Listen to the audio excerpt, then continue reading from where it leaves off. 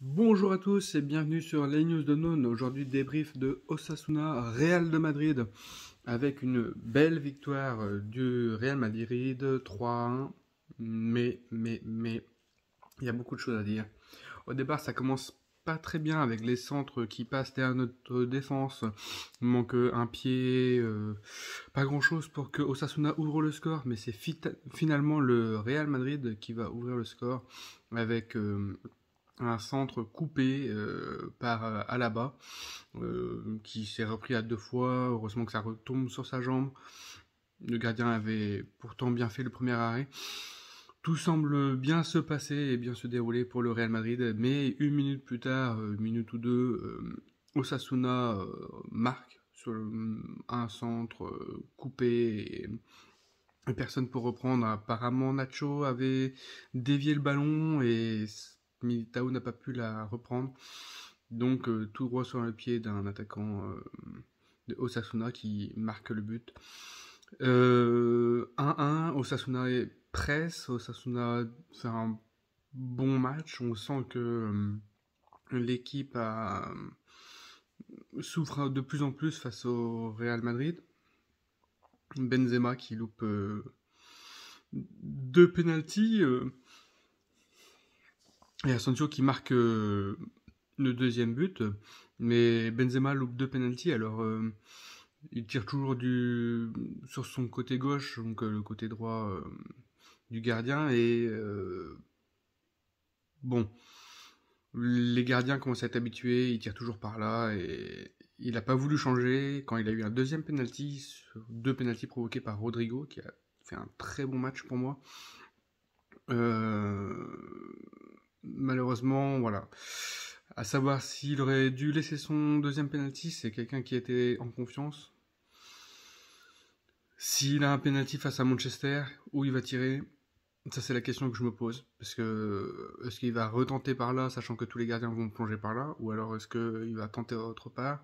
Les gardiens vont peut-être l'attendre. C'est vraiment le. Je me pose la question.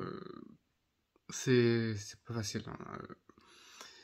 Il a manqué de chance parce qu'il est tombé sur un très bon gardien, parce que les pénaltys, pour moi, étaient bien tirés. Après, on peut toujours mieux faire quand c'est arrêté par le gardien, mais pour moi, c'était plutôt bien tiré. Le gardien a très bien joué. Et à la fin, alors que Osasuna lançait ses dernières forces dans la bataille, en le temps additionnel,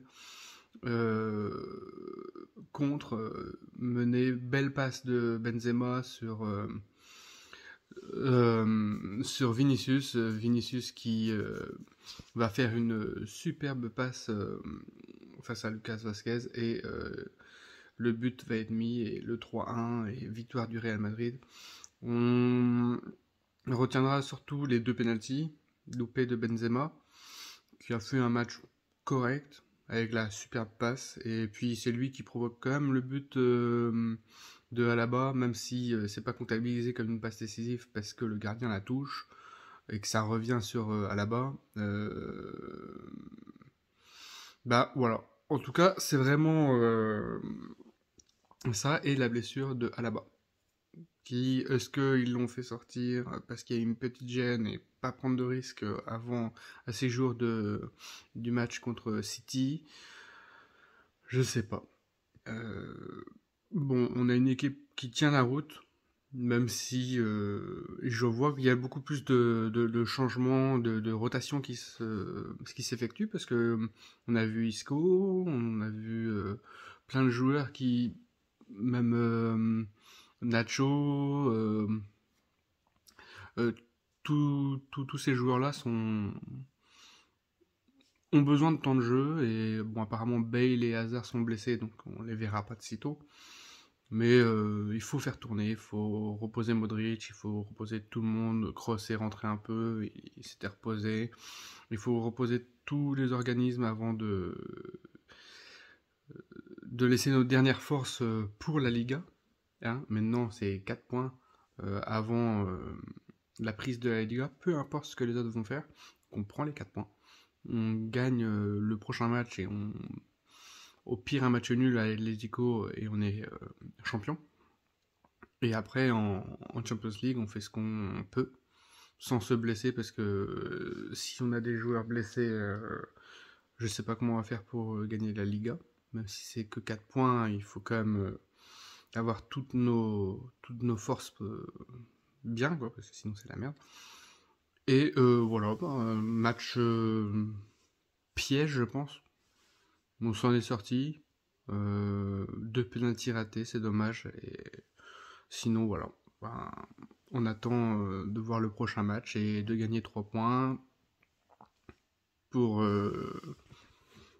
être dans un fauteuil le plus tranquille possible. Comme ça, on entame City en étant un peu plus serein et peu importe ce qui se passe face à City, il nous restera un point à prendre.